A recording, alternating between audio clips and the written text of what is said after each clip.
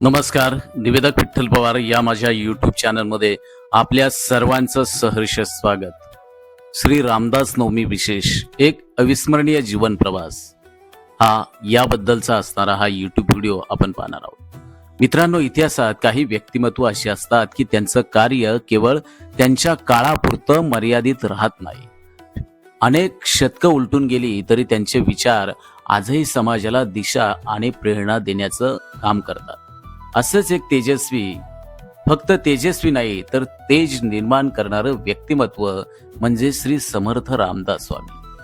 आज रामदास नवमीच्या या पावन मंगल दिनी आपण त्यांचा जीवन प्रवास पाहणार आहोत. मित्रांनो, ही गोष्ट नाही किंवा ही फक्त कथा नाही, तर हा आहे विचारांचा प्रवास. समर्थ रामदास स्वामी यांचं बालपण आणि त्यांच्याबद्दलची पहिली जागृती. समर्थ रामदास स्वामी यांचा जन्म इसवी सन 1608 साली जांब या गावात झाला.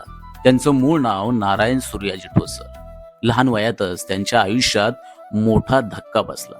वडिलांचं अकाली निधन, घरातील जबाबदाऱ्या, आईचं कष्ट, समाजातील वास्तव या सगळ्यानं नारायणराव लवकर प्रगल्भ झाले.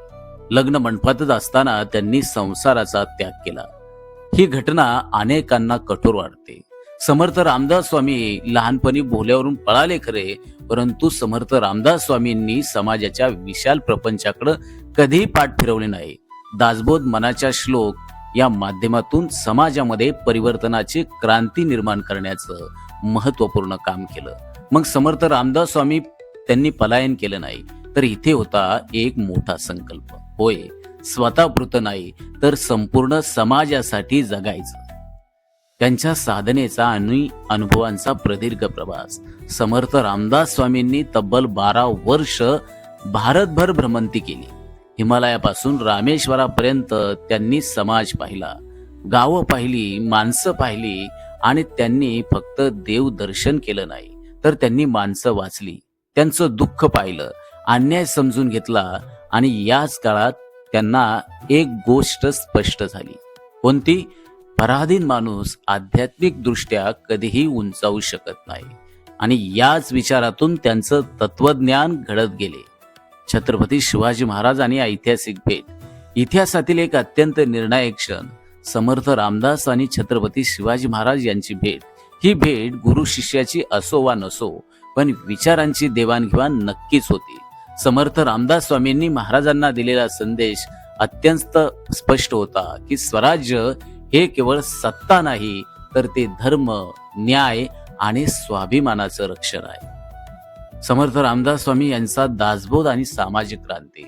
समर्थ रामदास स्वामी यांचा दासबोध हा ग्रंथ केवळ धार्मिक नव्हता, तर तो जीवन व्यवस्थापन, नेतृत्व, आत्मशिस्त आणि राष्ट्रभक्तीचा एक महत्वपूर्ण ग्रंथ आहे. ते सांगतात, आधी स्वतःला ओळखा, शरीर सशक्त ठेवा, मन निर्भय ठेवा आणि राष्ट्रासाठी उभं राहा. त्यांनी 1100 पेक्षा अधिक मारुती मंदिरं स्थापन केली. ही मंदिरं केवळ उपासनेसाठी नव्हती, तर ती होती तरुणांना शक्ती, शिस्त, संघटन आणि विधायक विचार शिकवणारी केंद्र होती. समर्थ रामदास स्वामी यांचं उत्तम गुण. समर्थ रामदास स्वामी हे उत्तम संघटक होते.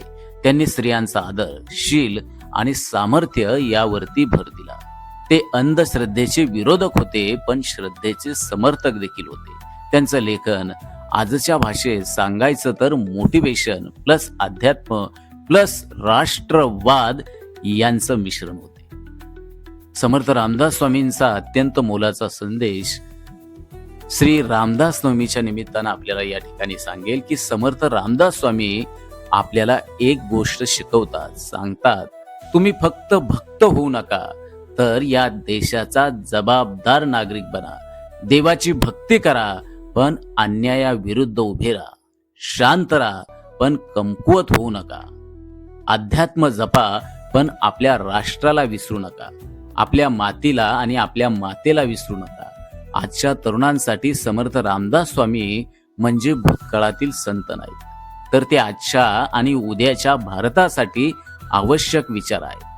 रामदास नवमीच्या या पावन मंगल दिनी आपण सर्वांनी एक संकल्प करूया. कोणता?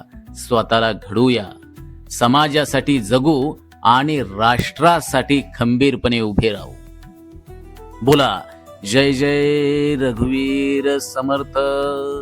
जय जय रघुवीर समर्थ. कमेंट्स मध्ये नक्की लिहा. श्री रामदास नवमीच्या आपल्या सर्वांना मनपूर्वक शुभेच्छा. आमच्या चॅनलवर नवीन असाल तर सबस्क्राईब बटनावर क्लिक करा आणि बेल आयकॉन प्रेस करा.